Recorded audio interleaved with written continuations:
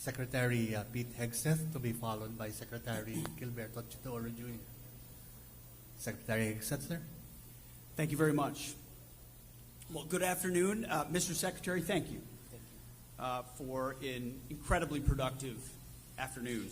We're really glad to be here in Manila with Secretary Teodoro on my first trip as the Secretary of Defense in the Indo-Pacific. You know this, the audience knows this, the United States has been fighting shoulder to shoulder with the Philippines since World War II. Our partnership not only continues today, but we are doubling down on that partnership. And our ironclad alliance has never been stronger. This morning, I also had a chance to meet with President Marcos. And Secretary Teodoro and I just had as I described, very productive discussion about how to not just continue, but accelerate the progress in U.S.-Philippines alliance. We agreed on the next steps to reestablish, and that's key, reestablish deterrence in the Indo-Pacific region. These efforts build on an ongoing $500 million commitment in foreign military financing and other security assistance to support the Philippines' military modernization. First, we agreed that the United States will deploy additional advanced capabilities to the Philippines. This includes using the Nemesis anti-ship missile system and highly capable unmanned surface vehicles in exercise Balikatan this April.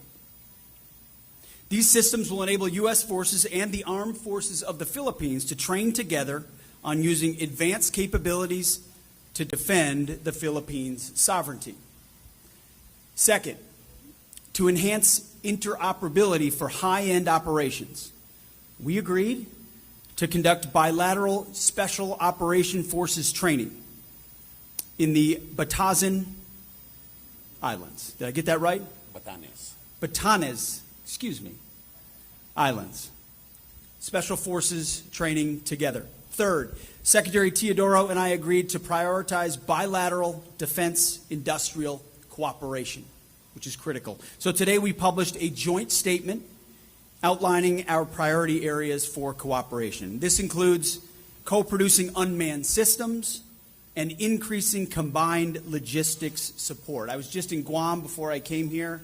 We can talk about big systems and advanced technologies, but if you don't have logistics support, I see the folks who run militaries and run formations, you need logistics support to actually operate and advance forward.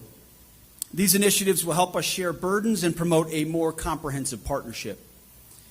We intend for these efforts to boost both of our economies and strengthen supply chain resilience.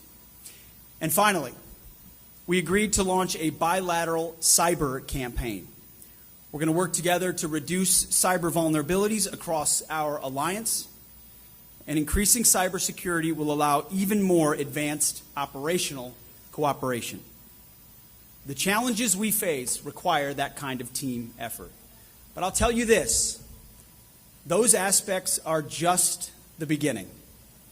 We had our meeting this morning, we had a meeting with the President, we had a meeting in here, we had private meetings as well. I can assure you, and I can assure all those watching, this is just the beginning of what will continue to be an incredibly fruitful alliance.